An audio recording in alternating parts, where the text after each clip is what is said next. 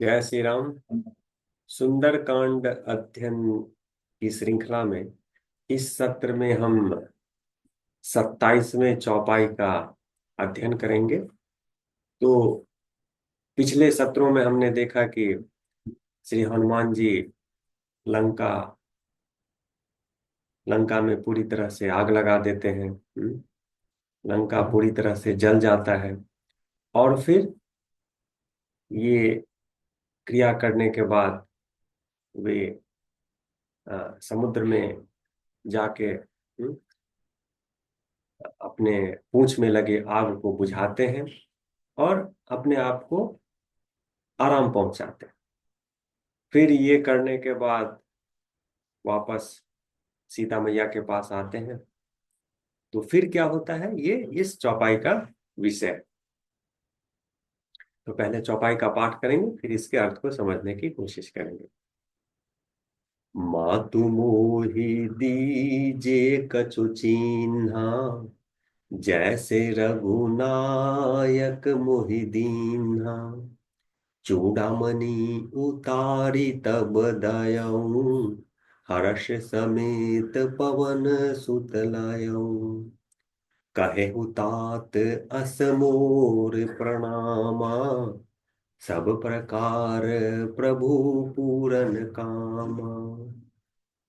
तो हनुमान जी सीता मैया से कहते हैं कि हे माँ, मुझे कोई चिन्ह दो, मुझे कोई वस्तु दो जो मैं श्री राम को दे सकूं। जैसे श्री राम ने अंगूठी दिया था, ठीक उसी तरह तुम भी मुझे कोई चिन्ह दो जो मैं श्री राम को दिखा पाऊं।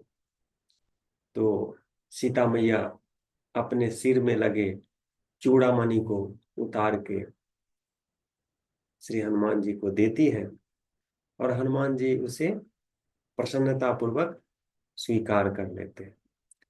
फिर माँ सीता कहती है कि हे तात, श्री राम को मेरा प्रणाम कहना। और श्री राम सब कामनाओं को पूर्ण करने वाले हैं। सब प्रकार प्रभु पूरन काम। फिर कहती है, दीन दयाल बिरदी संभारी, हरहु नाथ मम संकट भारी। तात सक्र सुत कथा सुनये हूँ, बान प्रताप प्रभु ही समझाए हूँ। तो सीता मैया कहती है कि श्री राम दीनों पे, मतलब दुखियों पे दया करने वाले हैं।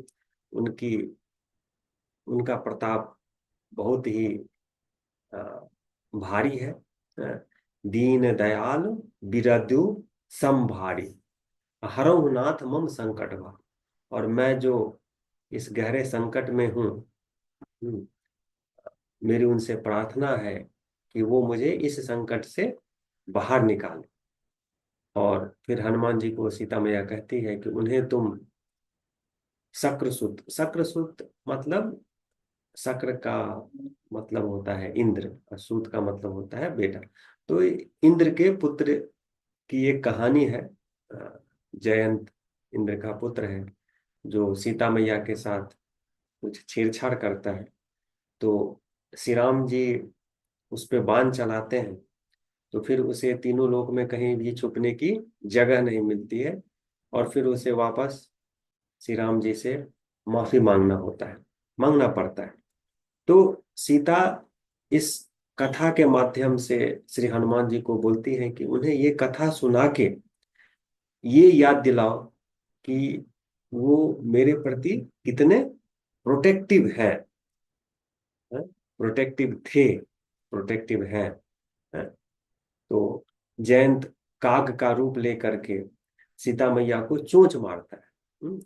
तो इतने ही करने पे राम जी तीर चला देते हैं अ, अ, जयंत की जयंत का वध करने के लिए। तो राम जी इतने प्रोटेक्टिव थे सीता मैया के प्रति। तो सीता मैया बोलती है कि ये चीज श्री राम को याद दिलाना। मास दिवस महु नाथु न आवा, तो पुनि मोहि जियत नहीं पावा। कहु कपि के ही विधि राखौ प्राणा, तुमहु तात कहत अब जाना। तुहि देखि शीतल भई छाती, पुनि मो कहू सोई दिन सो राती। फिर मैया कहती है कि अगर 1 महीने के अंदर श्री राम नहीं आए और मुझे उन्होंने अगर रेस्क्यू नहीं किया, मुझे यहाँ से नहीं निकाला, तो फिर मुझे वो जीवित नहीं पाएंगे।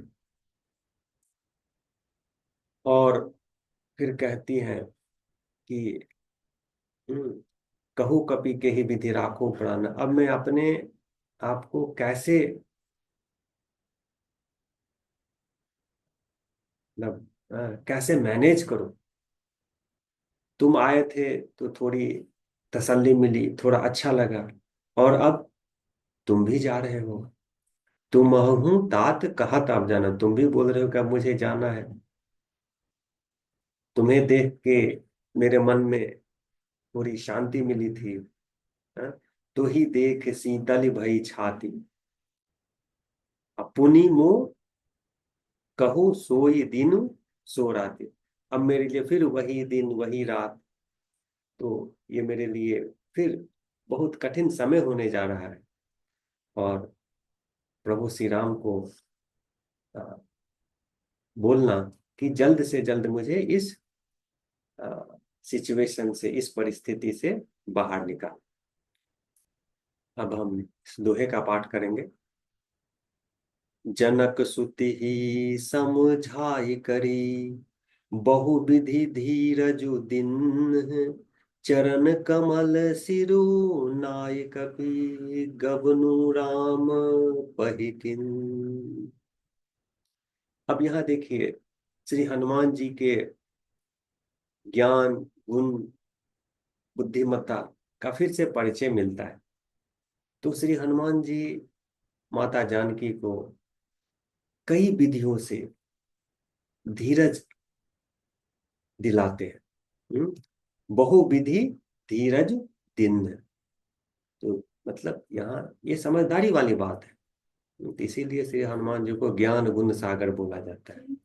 तो कई तरीकों से, कई विधियों से सीता मैया को वो धीरज दिलाते हैं, और फिर सीता मैया के चरण कमलों में अपना सर झुका के राम के काम में लग जाते हैं।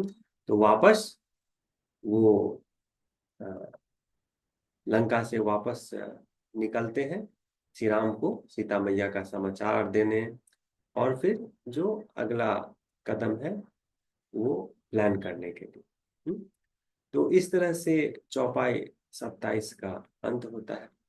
अगले सत्र में हम चौपाई 28 का अध्ययन करेंगे। धन्यवाद।